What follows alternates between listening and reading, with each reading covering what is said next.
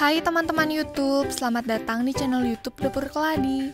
Di video kali ini aku buat bolu mini susu keju kukus. Rasa bolunya manis dari susunya dan gurih dari kejunya. Kombinasi susu dan keju memang gak pernah salah. Bolu susu keju ini cocok buat kalian yang suka sama rasa keju. Buat kalian yang pengen tahu cara aku bikinnya, tonton terus videonya sampai selesai ya. Sebelum itu, subscribe dulu channel Dapur Keladi supaya aku semakin semangat bikin videonya. Terima kasih.